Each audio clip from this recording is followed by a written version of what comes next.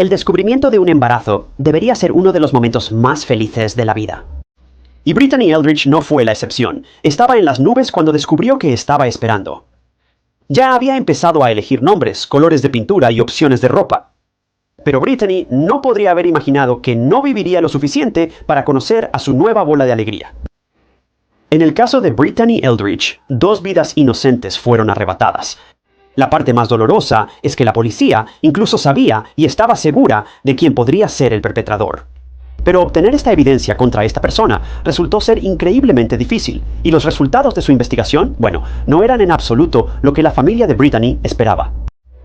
El caso de Brittany Eldridge es trágico y confuso, y muestra la crucial importancia de las pruebas y cómo un movimiento en falso puede enviar una investigación a un giro descontrolado.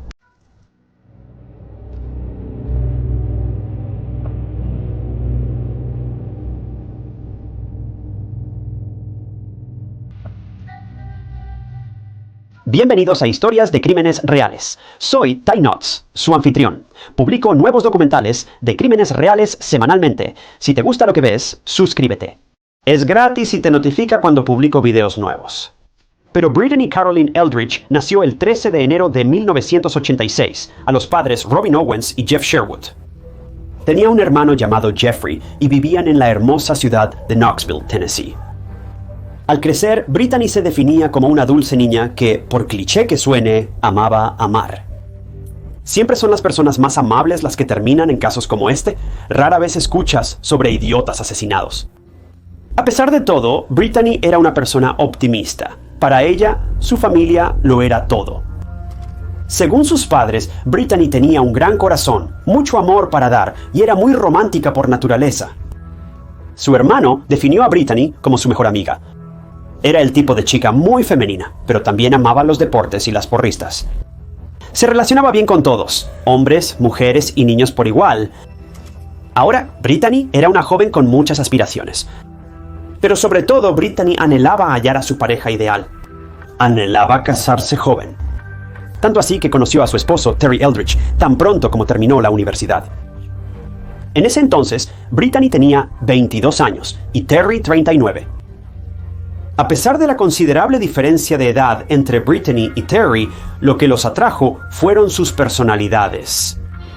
Brittany era extrovertida, divertida, inteligente y alegre, mientras que Terry era reservado, pero estable y centrado. Eran polos opuestos en muchos aspectos, pero a Brittany no le importaba.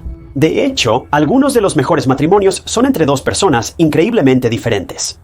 De alguna manera te convierte en el paquete completo cuando estás juntos. Brittany quería asentarse con un buen hombre, y eso fue precisamente lo que hizo. La pareja se casó tras pocos meses de noviazgo, y la vida marchaba bien. Pero la brecha en el matrimonio de Brittany comenzó con no coincidir en cuanto a querer tener hijos. Brittany nació para ser madre, y si quería hacer algo en este mundo, era experimentar la maternidad. Pero Terry no quería tener hijos. Brittany lo supo desde el comienzo, y en un principio estuvo de acuerdo. Por eso la pareja continuó y se casaron. Pero algo faltaba en su vida, y al ver que Terry no se desviaba de su decisión inicial de no querer hijos, es seguro suponer que a Brittany le molestaba mucho.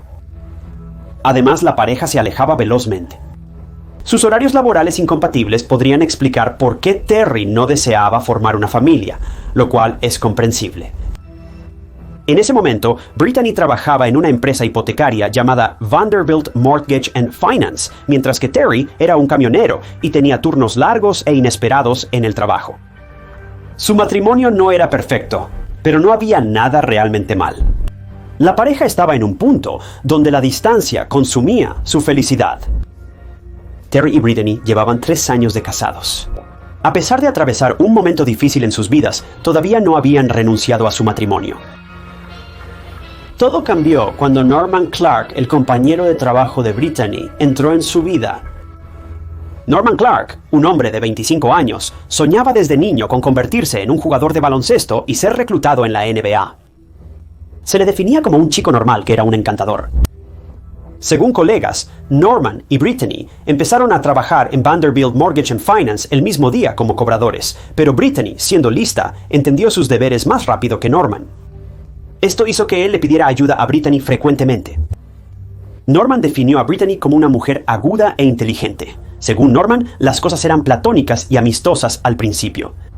Al principio, él no vio nada especial en Brittany y solo hablaba con ella para conocer más sobre su trabajo. Pero al pasar más tiempo juntos, Norman y Brittany formaron una conexión instantánea.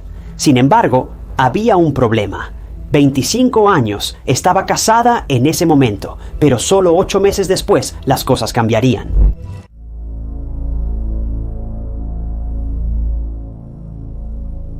Brittany, en apariencia, no era el tipo de persona que engañaría a su esposo. Ella era devota y honesta. Pero con el paso de los meses, las cosas entre Brittany y Terry no mejoraban. Era evidente que ella se estaba desesperando. Desesperada por volver a sentir amor, conexión y vivacidad. Solo 8 meses después, la amistad entre Norman y Brittany se transformó en algo más. Sin darse cuenta, Brittany y Norman se convirtieron en pareja. Una pareja secreta, pero una pareja después de todo. Norman sabía que Brittany estaba casada, pero decidieron mantener su aventura en secreto. Se verían en privado y se comunicarían a escondidas. Pero las cosas no se mantuvieron en secreto para siempre, y pronto, en febrero de 2011, Terry descubrió la infidelidad de Brittany. Estaba desconsolado y herido por esto, con razón, y entonces la pareja decidió separarse. Brittany dejó la casa que compartía con Terry y se mudó a un apartamento en el complejo Cross Creek en Western Avenue, Knoxville, Tennessee. Mientras tanto, Terry inició el proceso de divorcio. Ahora que su aventura era pública, Norman y Brittany se veían cada vez más hasta que las cosas tomaron otro giro. Brittany anunció a su mamá Robin que estaba embarazada del hijo de Norman, pero había un problema. Norman y Brittany no eran exclusivos en absoluto.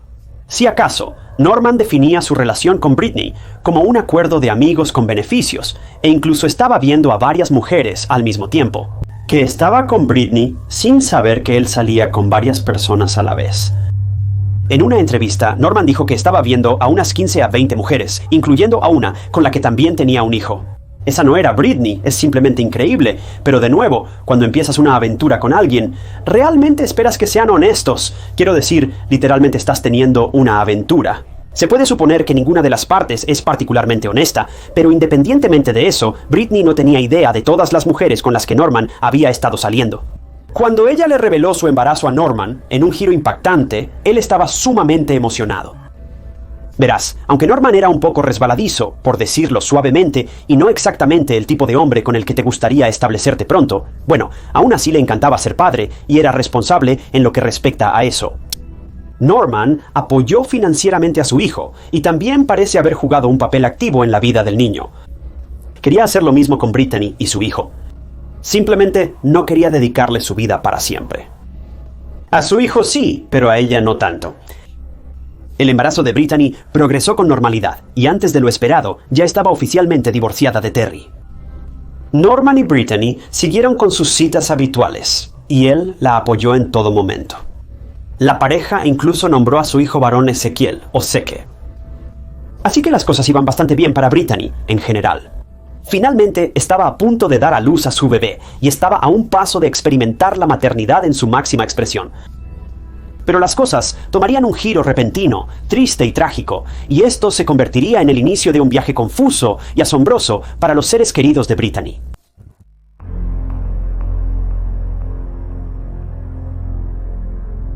Brittany, quien trabajaba en Vanderbilt Mortgage and Finance, tenía previsto dar a luz en diciembre de 2011, pero el 13 de diciembre de 2011, solo 2 semanas antes de su fecha prevista, Brittany no se presentó a trabajar, lo que preocupó a sus compañeros. Brittany nunca faltaría al trabajo sin avisar con anticipación. Pero si lo hubiera hecho, tal vez algo andaba mal. Porque su embarazo estaba avanzado y sus colegas temían que pudiera requerir asistencia. Andrea, compañero y amigo de Brittany, quien sabía sobre su aventura con Norman, fue a casa de este y le informó sobre la ausencia de Brittany, sugiriéndole que llamara a Robin, la mamá de Brittany, para ver si todo estaba bien con ella. Norman llamó a Robin para preguntar si había visto a Brittany. Esto llevó a Robin al límite, preocupada, y decidió ir a verificar cómo estaba Brittany en su apartamento. Pero tan pronto como Robin llegó al apartamento y se acercó a la puerta y giró la perilla, la puerta simplemente se abrió de golpe. Estaba sin cerrar, y eso provocó aún más temor en la mente de Robin. Al entrar al apartamento, vio la sala de estar hecha un desastre. El televisor de Brittany, que estaba en la pared, yacía en el suelo, muy dañado. 2 laptops y el bolso volcado de Brittany estaban en el suelo. Robin no necesitaba más seguridad para saber que algo malo había sucedido, y antes de avanzar más, sabía que tenía que llamar a la policía. Cuando Robin llamó al 911, el despachador le indicó que volviera adentro para revisar si Brittany estaba allí y si se encontraba bien. Y Robin lo hizo, lo que resultaría ser un grave error. Cuando se dirigió a la habitación de su hija, escuchó algo. Era el sonido del agua corriendo. Con su teléfono en una oreja y su corazón en la garganta, abrió la puerta del baño y vio a su hija, Brittany, sin vida dentro de la bañera desbordante. Robin salió corriendo de la casa de inmediato, y los oficiales de policía ya se dirigían al apartamento de Brittany, de 25 años, que ahora era una horrible escena del crimen. ¿Puedes imaginar lo que sintió Robin cuando vio a su hija yaciendo allí en su baño? Es algo que ningún padre debería ver, y traumático ni siquiera comienza a describirlo. Cuando llegaron los policías, acordonaron el apartamento y fueron directo al baño. Brittany había perdido la vida, y su causa de muerte fue estrangulamiento. Pero eso no fue todo. Brittany también tenía lesiones en el cuello, lo que convenció a la policía de que su muerte fue simplemente horrorosa. Lo que fue aún más desgarrador fue que Zach, él tampoco lo logró.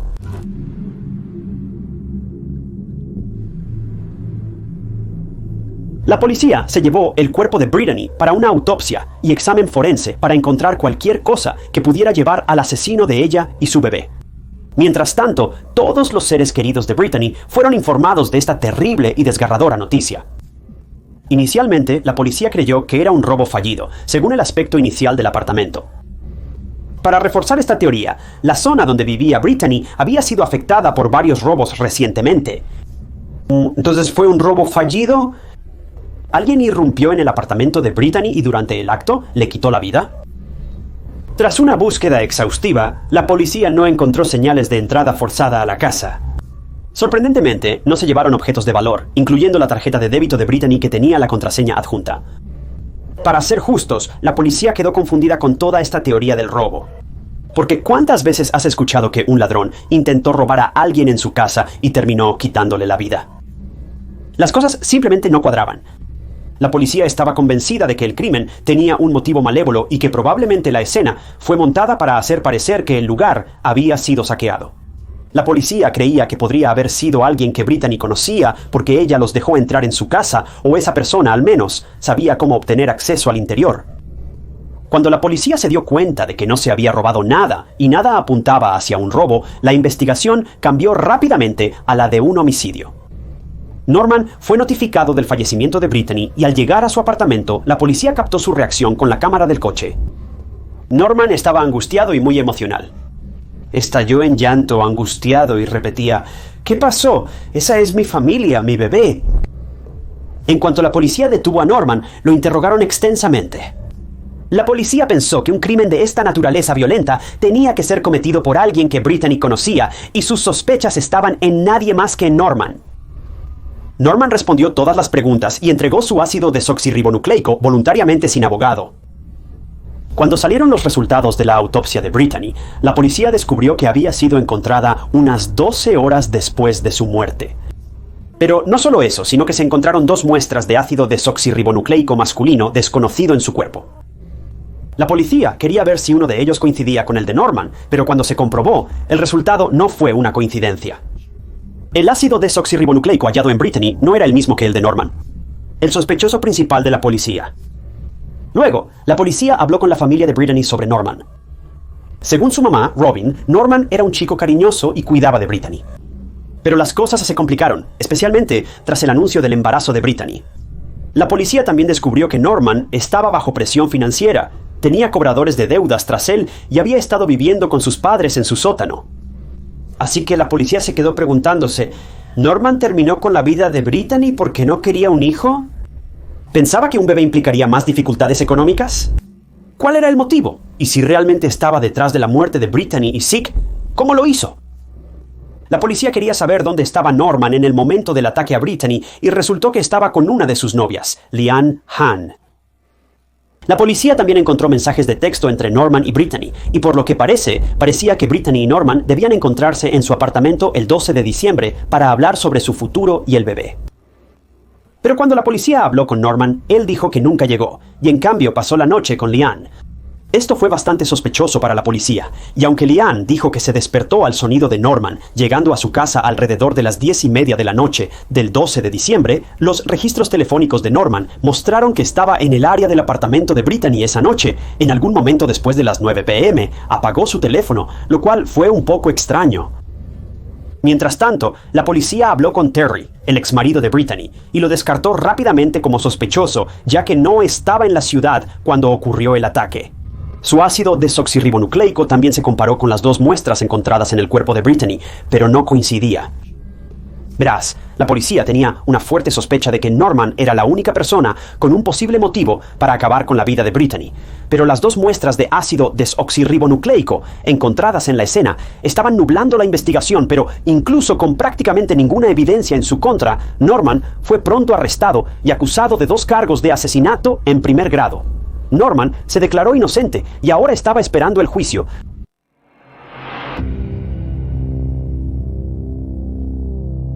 El juicio de Norman Clark fue intenso. No solo porque había mucho en juego, sino también porque no hubo solo un juicio, sino 2. El primer juicio se realizó en agosto de 2015. Casi 4 años después del fallecimiento de Brittany y Zeke, según la fiscalía, Norman estaba hasta el cuello en deudas financieras y tenía otro hijo con una mujer con la que ni siquiera tenía una relación exclusiva. No estaba en sus planes, así que fue a encontrarse con Brittany el 12 de diciembre, como se menciona en los registros telefónicos, y allí terminó con su vida atacándola por detrás en su baño y montó su apartamento para que pareciera que había habido un robo. Según las pruebas, la fiscalía ha marcado todas las casillas correctas. La actividad telefónica de Norman mostró que estaba cerca de Brittany durante el ataque, lo cual sugiere un motivo. Además, Norman solo tenía una coartada parcial, por lo que no se puede confirmar su ubicación. Y no hubo entrada forzada que corroborara el hecho de que Brittany fue atacada por alguien que conocía y probablemente dejó entrar a la persona, lo único que la fiscalía sentía que faltaba. El ácido desoxirribonucleico en la escena no coincidía con el de Norman. ¿A quién pertenecía ese ácido desoxirribonucleico? Bueno, la fiscalía creía que Norman tenía un cómplice que le ayudó a llevar a cabo el brutal ataque a Brittany y a su bebé por nacer. Pero otra pieza de evidencia muy crucial en la corte fue el diario de Brittany. Había entradas en este diario que mostraban cómo era realmente su relación con Norman. Brittany escribió: "Merezco algo mejor. Nunca pregunta cómo estoy o cómo está el bebé. Extraño a la persona que solía ser. ¿Por qué parece tan reservado a veces? Realmente me pregunto si está viendo a otra persona o a varias personas. Quisiera que se interesara por mí como antes". Las entradas corroboraron que la conducta de Norman se modificó tras la gestación de Brittany. ¿Fue este el motivo por el que él asesinó a Brittany? Bueno, en cuanto a la defensa, se mantuvieron con la historia de que Brittany fue atacada por un ladrón. La ausencia del ácido desoxirribonucleico de Norman en la escena del crimen fue su única prueba sólida. La defensa argumentó que si Norman hubiera atacado a Brittany, su ácido desoxirribonucleico debería haber sido encontrado en la escena del crimen, ya que evidentemente hubo una lucha. Además, según la defensa, Norman no habría tenido mucho tiempo para cometer el crimen, cambiarse de ropa, que se habría ensuciado durante la lucha, deshacerse de ella y del arma, y luego escenificar la escena y abandonar la casa sin dejar rastro. La defensa también enfatizó que el ácido desoxirribonucleico desconocido en el cuerpo de Brittany pertenecía al ladrón y que la policía no investigó a fondo este detalle. En resumen, la defensa retrataba a la policía persiguiendo a un padre inocente y amoroso con sus hijos y Brittany. Él no la abandonó ni fue violento con ella. Sí, tenían peleas ocasionales, como cualquier pareja. En cuanto a las entradas del diario de Brittany, la defensa las descartó diciendo que todas son vagas y no muestran necesariamente signos de abuso o violencia y no están equivocados. Sin embargo, luego de los testimonios de la familia de Brittany y otros, el jurado deliberó casi un día antes de dar a conocer el veredicto. El resultado fue un jurado en desacuerdo. El veredicto fue de 11-1 a favor de la inocencia de Norman. Así que el tormento para la familia de Brittany continuó y la fiscalía decidió intentar acusar a Norman otra vez. Esto implicaba otro juicio y su preparación estaban en marcha. Pensar que la familia de Britney estaba intentando tan duro encontrar respuestas sobre el desafortunado fallecimiento de su hija y que no tuvieron éxito después de todo esto es simplemente devastador. Pero el segundo juicio en 2017 fue igual en todos los aspectos: las pruebas, el jurado y los procedimientos. La única diferencia fue el abogado defensor de Norman. Pidió un nuevo abogado en el segundo juicio. En su primer juicio, su abogado fue Greg Isaacs. Ahora lo representaba Keith Rogers, exfiscal del condado de Knox. Esta vez, el jurado tardó 4 o 5 días en deliberar, y cuando se anunció el veredicto, fue otro juicio nulo. De los 12 jurados, 11 estaban a favor de declarar culpable a Norman esta vez, mientras que uno estaba convencido de su inocencia. Quiero decir, qué cambio de veredicto, pero como el jurado quedó en desacuerdo y la decisión no fue unánime, no se pudo acusar a Norman de nada. Ahora, pensarías que la fiscalía seguiría adelante y programaría otro juicio. Pero en esta ocasión, la fiscal general del distrito del condado de Knox, Charm Allen, tomó una decisión en enero de 2018 y decidió no acusar a Norman Clark por tercera vez.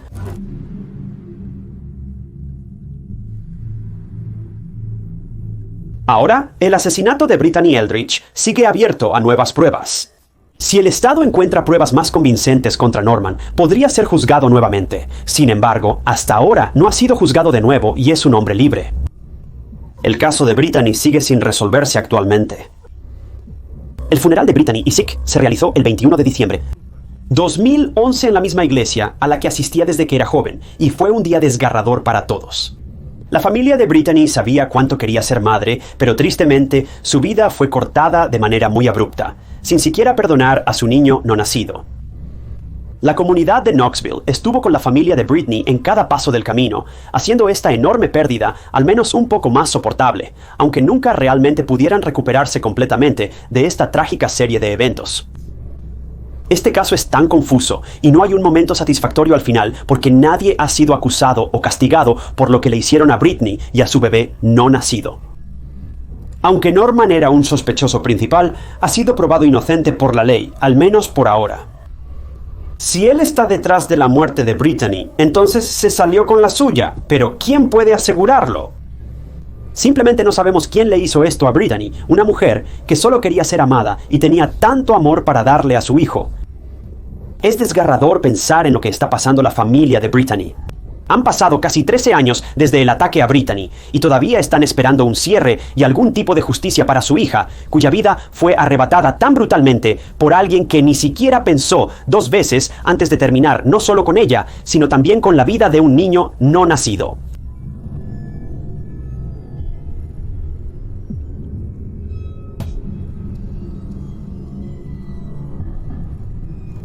Gracias por sintonizar otro episodio de Historias de Crímenes Reales. Quería dar un agradecimiento especial a un par de miembros del canal, incluyendo a Wired for Imagination y Carol Ling en Fortune. Si también quieres convertirte en miembro del canal, obtienes acceso a nuevos videos a veces días o semanas antes de que se suban al público. Es una excelente manera de apoyar al canal. Realmente aprecio a todos los que han decidido hacer eso. Para unirte, haz clic en el botón Unirse debajo del video o usa el enlace en la descripción. No olvides que las camisetas de True Crime Stories ya están disponibles. Puedes conseguirlas desde un enlace en la descripción. Si disfrutaste el video, revisa este otro caso interesante que cubrí y no olvides suscribirte. Es gratis y te mantiene al día con mis próximos videos. Soy Ty Knott y los veo la próxima, chicos.